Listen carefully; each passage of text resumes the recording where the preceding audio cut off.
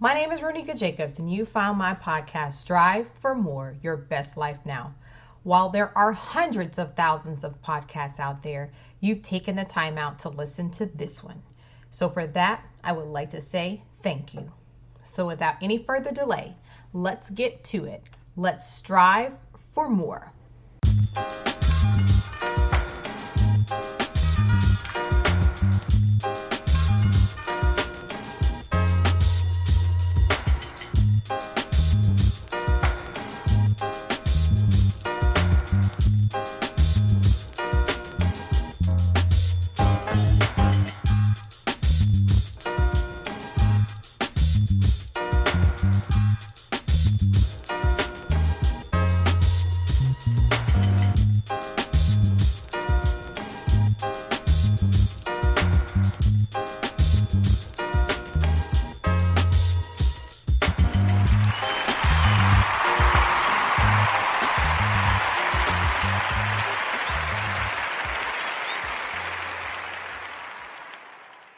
My next guest, Berthine West, is helping people strive for more in the area of conflict resolution.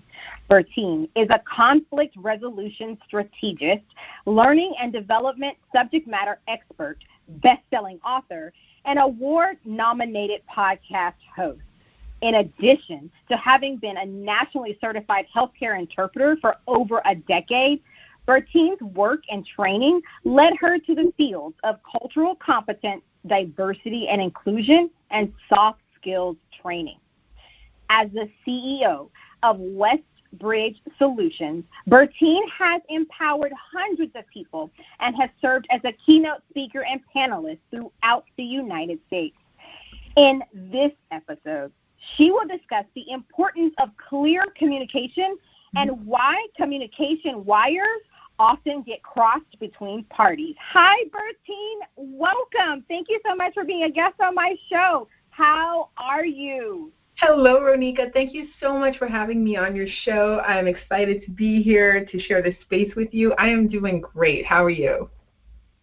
I'm doing wonderful. I actually took a break for a couple of weeks, and I did not have any interviews just to kind of recharge my batteries. So you are the first guest that I've had in a couple of weeks, and you know what? I feel great, and I'm ready to go. Oh, I'm excited. I'm excited and honored to be here with you. Wonderful. Okay, so tell us a little bit about your professional story and how you began training on conflict resolution. All righty. Well, I'm gonna give you the hopefully shorter version of the longer version. So my professional story actually started with me getting laid off from my only job here once I moved to Atlanta when I was 3 months pregnant. And I was working for a law firm because my background was in working for investment banks and for law firms. And so what was super interesting to me was that they were going through a layoff period, and I was the last hired in my department. And so, of course, as the saying goes, the old adage, last hired, first fired. And I had never been laid off before. I had no idea what to do, and I was a grown-up. I literally had to call my mom and ask her, what do I do? Because I didn't know the process that one goes through after being laid off.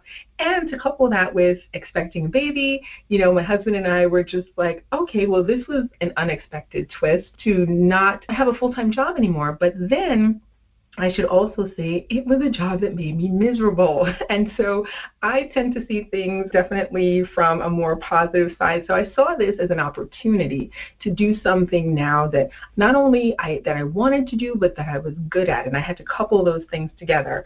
And at the end of the day, I wanted the baby, who's now a big boy, to be proud of me. So I really wanted to find my life's work, or what would be my life's work. And so I decided to do what I love to do, a SWOT analysis. So I did an internal SWOT analysis, if you will, and I wrote down the things that I was good at, what were my strengths, what were my weaknesses, what were threats and what were obstacles. And quite honestly, then I had to overlap all of that with what was I good at, what do I want to do, what am I good at, what don't I want to do? Because sometimes the things that we're the best at are not necessarily the things we want to do. So I was seeking both my professional and my personal happiness, because I knew then that would be the only time that I could fully throw myself into this world of entrepreneurship and truly have a chance of being successful at it.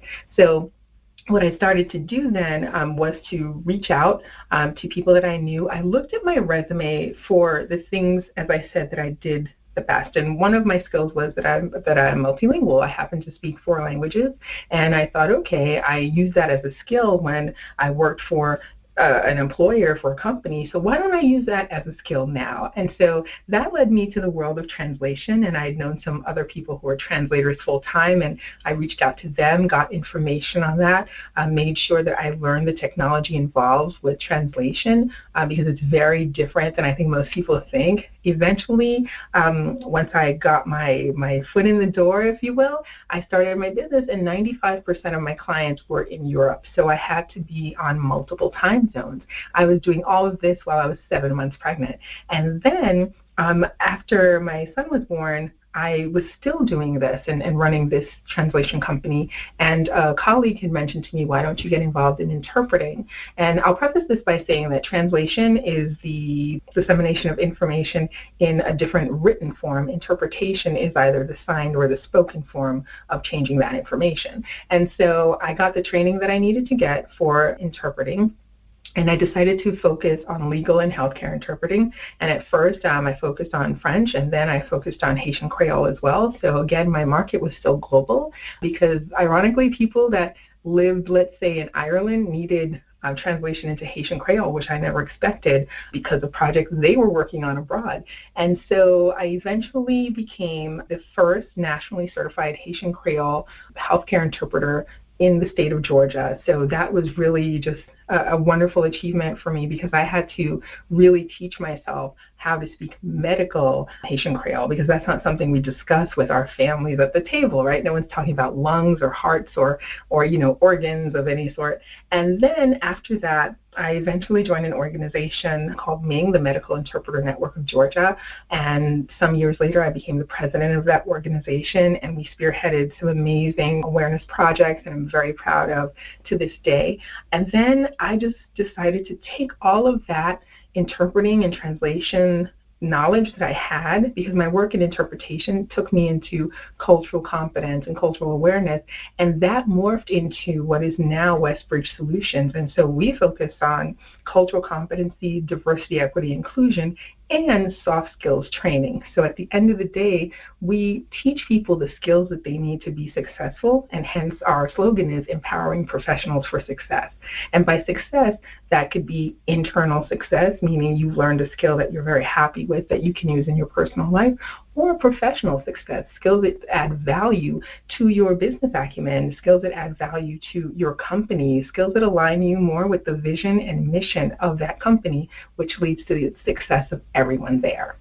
Wow. Talk about turning lemons into lemonade. Yes, I know exactly what you mean, that whole the last one hired, first one fired, because I went through a layoff this year too during the pandemic, and luckily I landed on my feet, and I'm still employed, and thankful to by the grace of God. It's wonderful. Thank goodness. Yes, indeed.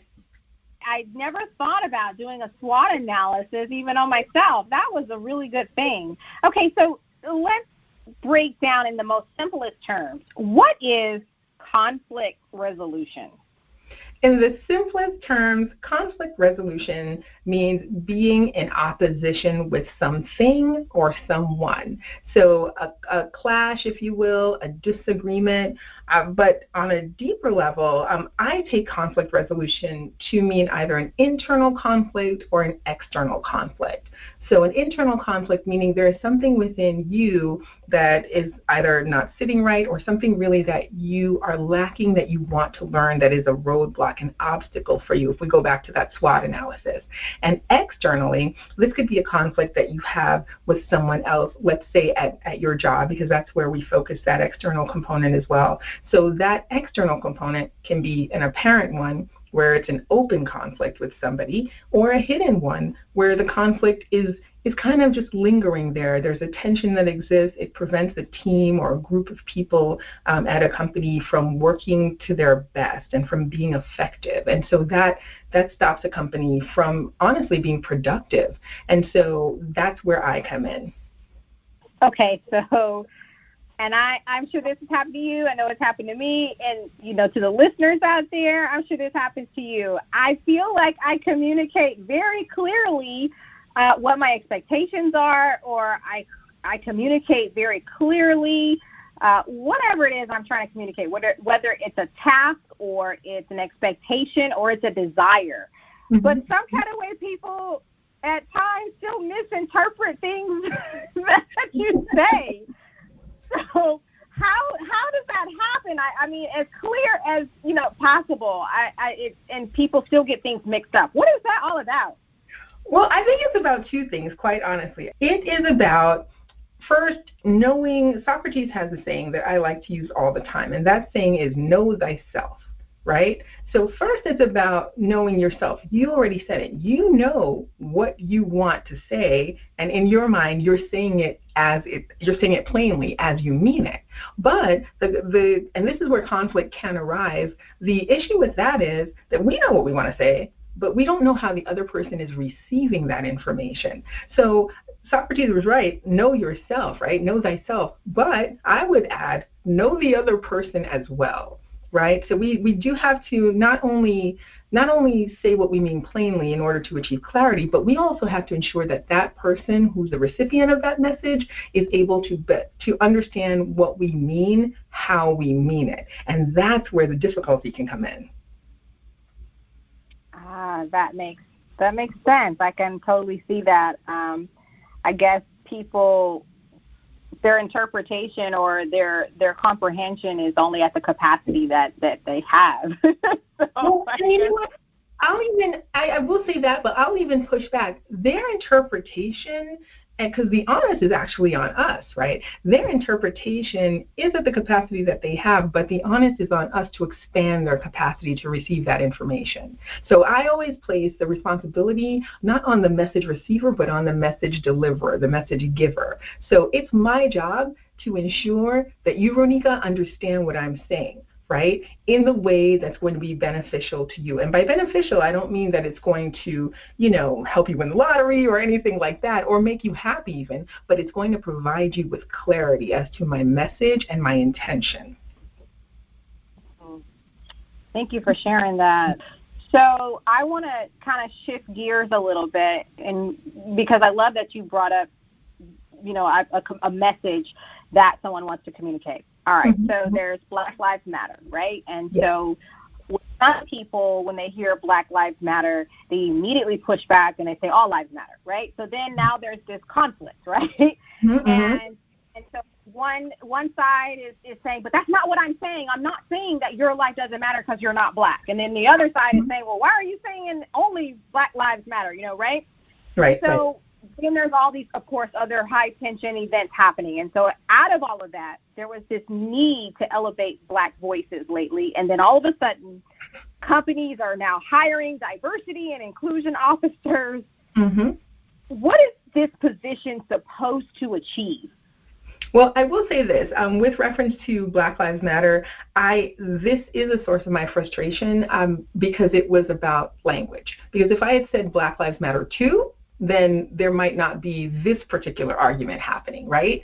But because I'm saying Black Lives Matter, this is where this actually might be a good thing because it opens the door for conversation. It opens the door for clarity so people can explain what Black Lives Matter mean. Because if I say, people with cancer's lives matter, or if I say something along the line of people with brain cancer, their lives matter, someone is not going to say to me, well, people with breast cancer, their lives matter too. Right? Because that just would be a strange and honestly illogical, irrational response. So when people do give that pushback, there's an opportunity for the deliverer of the message, right, to expand the conversation by creating a space for clarity. And so with regard to your question about diversity officers, I do have to say I think the role of the diversity officer is really to lead the development and the implementation of proactive diversity, equity, and inclusion initiatives. And normally that is in support of a company's strategic plan, but sometimes what I've seen is that companies don't have a strategic plan. So when they do hire these diversity officers who are ready and willing to get in there and do the work, because diversity is dirty work. You have to roll up your sleeves. It's a garden that must be fertilized in order to really enjoy the roses that bloom, right? And the roses are inclusion. The roses are equity, right? Diversity is just some seeds that you sprinkle on there, but it's about doing a lot of really emotional work. And the problem sometimes is companies don't have a strategic plan, yet they hire for the position. The company that will be successful and then the diversity officer that will be successful is the one that walks into a company with a strategy in place already.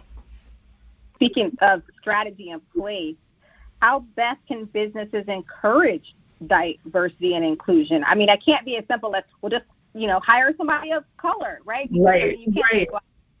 Right? You can't just go out there and there's a black person, there's a Latin person, there's an Asian person, there's a person that's, LGBTQ. Let's hire them. I mean, they may not even be right for your Exactly. Right?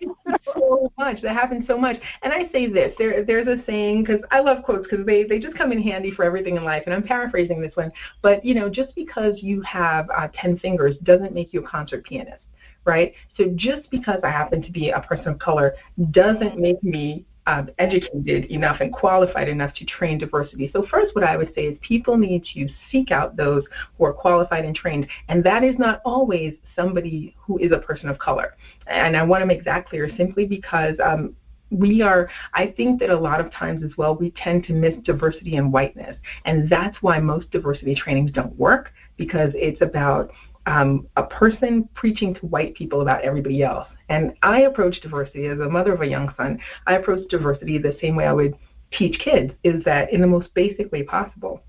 So we cannot teach diversity and inclusion if we're preaching to one group about every other group. We have to talk to every group about every group, right? And so that's part of the reason why diversity trainings that I've taken across the country have not worked, and why I sought to create one of my own was because I was seeing the same thing after these diversity trainings. People would leave feeling angry, guilty, sad, mad. No one was ever glad, that was for sure. And then it was usually done as a punitive measure and not as a proactive measure. So diversity, in my opinion, trainings for diversity have to be done proactively. That means before something happens. That means when you onboard your employees, they have to walk into a culture that is welcoming to diversity, equity, and inclusion training. Because again, it's great to have different faces, right? That's a part of diversity, but only a small part. Because when people look at me, for instance, they may make an assumption about who I am, but in cultural competence, your eyes will deceive you. Who you think might be one of you might be another. And then, too, terms such as, I'll give you an example. My family happens to be from Haiti, and so my first languages were Haitian Creole and French when I was really young, even though I was born here. And I didn't learn English till I was 5, simply because in our household, those were the languages of our culture. And so what was interesting to me is that people don't know that Haiti is also a Latin country. It's Latin American and Caribbean. So if I say that I'm a Latin person, when people see me, they are always shocked. But then when they hear my voice, and then I show up at the job, let's say they expect, because they see the name that's a French name, they expect somebody white and European and blonde, to be walking in there. And then when they ask, well, if you're Latin, do you speak Spanish? I do happen to speak Spanish, but speaking Spanish doesn't make me a Latin person.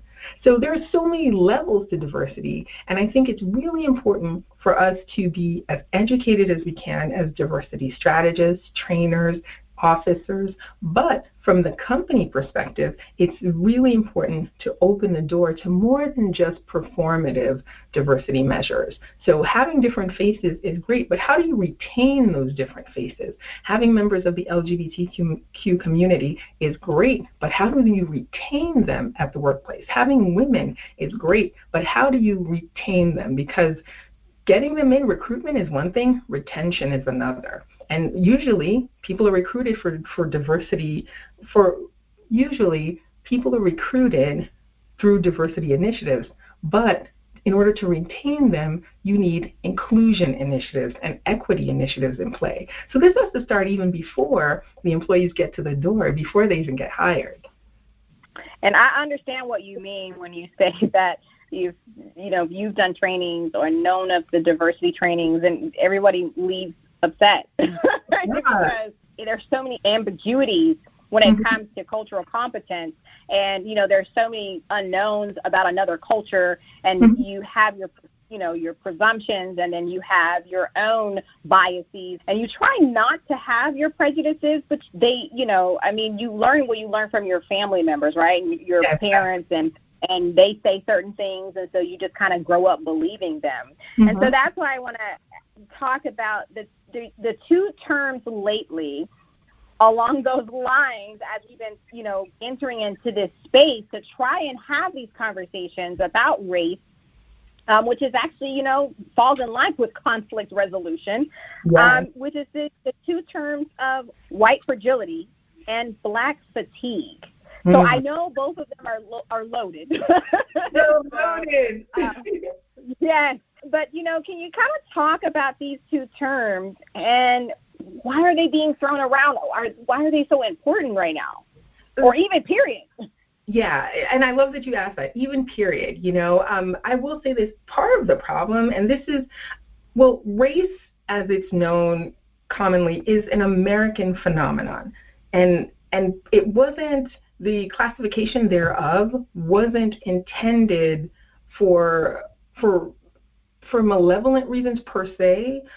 It was intended to keep track of people coming in, right, and knowing which services they were getting, because the Irish were not considered white way back when. So they were considered a different racial class. So we have to look back into history as well. And of course, with slavery here in the United States and that original sin, that stain that slavery is here, race also became a component to divide people and keep people subjugated. And so having said that, as time evolved, we're now seeing these terms, white fragility, which we didn't see 10 years ago. We didn't have a name for it, but we do now. And then black fatigue, which is also not something new, but now we have a name for it, right?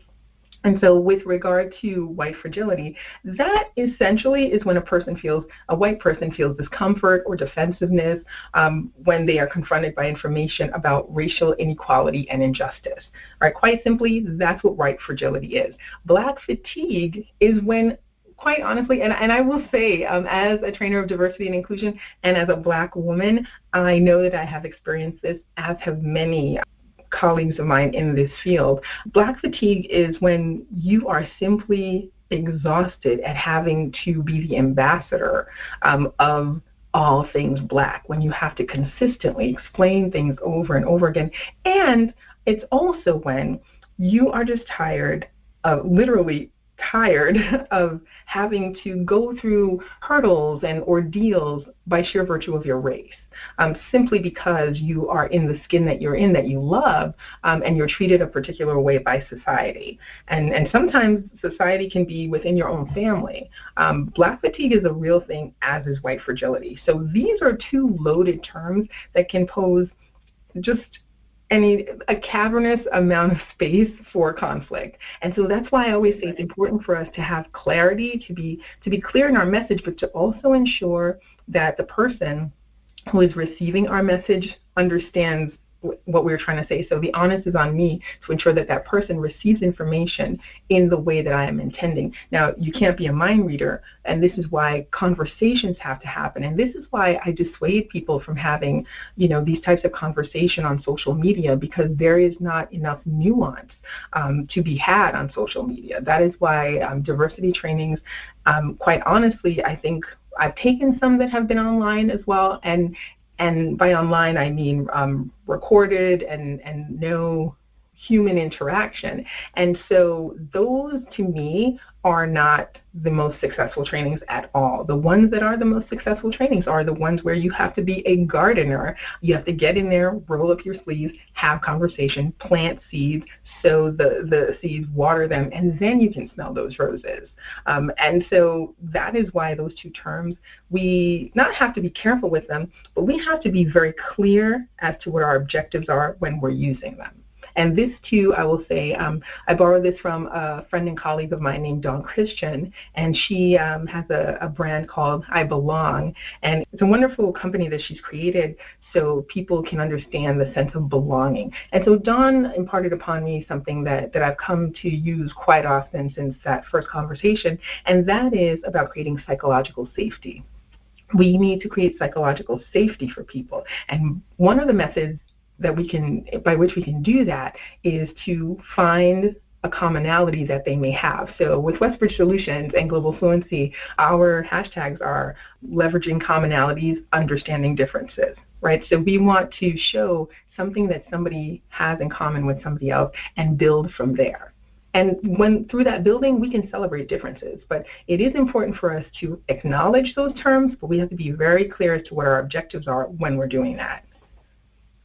Just like you said, I mean, as a Black woman myself, I have had some moments where I have definitely, particularly during the pandemic, it is not easy. And sometimes I just want to be a girl who married a guy, who had a kid, who goes to the supermarket.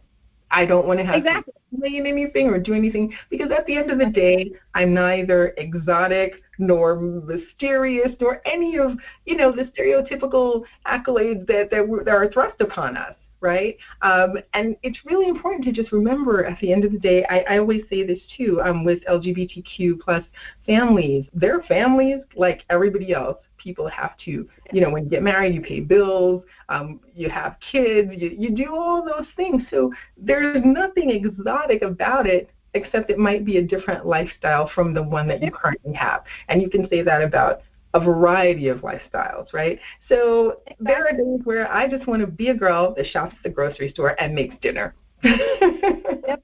I get it. I totally get it. I feel the same way. You mentioned when people kind of hear your name and then you show up, you don't look like they expected. I'm a Black woman who happens to speak fluent Spanish. Mm-hmm. And so as a result of that, people ask me, okay, so then what are you? Right. You have to be from the Dominican, or you have to be from Panama, or and I'm like, or Cuban. And I'm like, I'm not. I'm from Texas. Exactly. And you know what? I love that you said that you're from Texas, because that's your reason enough, right? To speak to other people who live in Texas who speak Spanish as well. Like, why do I need an additional reason, right? Because I face this. Or an additional identity. I mean, that's just it. Yes. This is just a extra language I happen to speak. And, I don't have to explain why. There's no reason. Exactly. Because I want to, and I like it. The end. And that's really it. That's really it. It's a language that kind of picked me, right? So, and I've spoken it my whole entire life, and it has served me well. So I appreciate it. Although I love the Latin people, and if you want me to adopt your country, or you want to adopt me as a part of your country, I'm good. I'm good with that. I'm okay with that. Love it. All right, Berthine, you have a podcast. So can you share with the listeners about your podcast? Sure, Anika. Thank you for asking about it. It is, as podcasters, we love engaging with people. So this is more of that. It is my second podcast, and it is called the Global Fluency Podcast. And it is to discuss all things diversity. So yes, of course, we discuss race, nationality, and ethnicity, but we also discuss neurodiversity, socioeconomic differences, the LGBTQ plus community, diversity of thought, age, generational differences, different communication styles. Recently, we've even had a conversation, though it's not a political podcast, we discussed communication styles when we examined an author's book who came on the show, Claudia Clark, talking about the relationship between Angela Merkel and President Obama. And so it was this really great dialogue that we had. So the Global Fluency Podcast airs once a week. New episodes air on Tuesdays, and you can find us on Stitcher, iTunes, and anywhere that you listen to your favorite podcast. It's a great time. I love that I get to interact with all of these amazing people from all across the world. I do believe in living locally and thinking and acting globally. So it is a fantastic experiment and fun time. So I encourage everyone who can, when you have a chance, listen to the Global Fluency podcast. Well, Berthine, you have been an absolutely amazing guest, and this conversation has been great. I am definitely going to have you back on because I have so many other questions I want to ask you. Thank you so much. But I do have, yes, I do have one last question, which has nothing to do with the topic we've been talking about. I guess I tend to be a little nosy, so I always have one last question. Okay, so what's your favorite color and why? Okay, I love that question so much. My favorite color is orange, and specifically for two reasons. Because orange is a calming and relaxing color for me, but it is also a color that's meant to empower and strengthen. So within me, I'm a Gemini, and so I feel like I do have those two sides where there's a part of me that likes to be in a peaceful place, but there's also a part of me that always wants to empower others. So it's this really great duality that I get to exist in, and so orange for me represents that. It's a calming place, but it's a force of nature. It's like water, and I liken it to the monks, Tibetan monks, who wear the color saffron and sometimes orange because they are peaceful, but they are powerful. Wow. Thank you so much. Thank you for your time. I really appreciate you. Wow, Berthine. I figured this was going to be a great conversation, but you have far and exceeded my expectations, girl. Thank you so much. You are, honestly, this was so much fun for me, and I really enjoyed my time here. This podcast is fire, simply because I knew it was going to be great going in, and you made it such a wonderful experience. So, Ronika, I can't thank you enough for being a fantastic host. Oh, thank you. Well, can you do me a favor? Can you please take the time to let everyone know how they can purchase a copy of your book, which is called Global Fluency 2, Allyship in Action, 50 Tips for Empowering Individuals and Teams, or seek your services? Thank you so much. I appreciate that. So Global Fluency 2 is out right now, Allyship in Action. It is the sequel to Global Fluency, my very first book. And so what this does is give you 50 tips on everyday actionable items that you can do. These are small steps that you can do to create an empowered and inclusive workplace or a community, quite honestly. And so where you can find this, you can go to my website, the Westbridge Solutions website. It's westgrouptraining.com. And you can go to the book section, and there you'll be able to find it. Also, you can find our services at West Group Training as well. Any last words of encouragement for the listeners as they strive for more?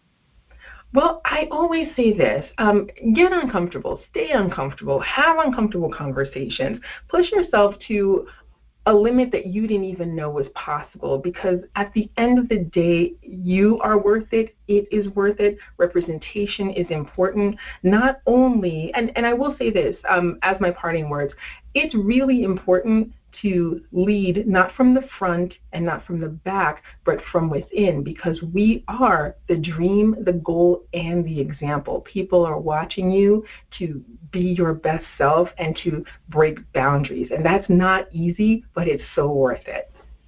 Wow, we are the dream, the goal, and the example. I love it. I love it. Well, Berthine, I wish you and your family nothing but blessings and abundance for your future and whatever it is to come. Please take care. Thank you, Ronika. Thank you so much. And my best to you and all of your listeners out there. Take care and stay safe. Are you interested in growing your business? Then send me an email at striveformore@email.com. You can advertise and spotlight your business on one of my episodes. You can sponsor one episode or a targeted episode, or you can sponsor multiple episodes. I would be delighted to help you grow your business and expose your product or service to a brand new audience. Continue to strive for more and live your best life now. See you in the next episode.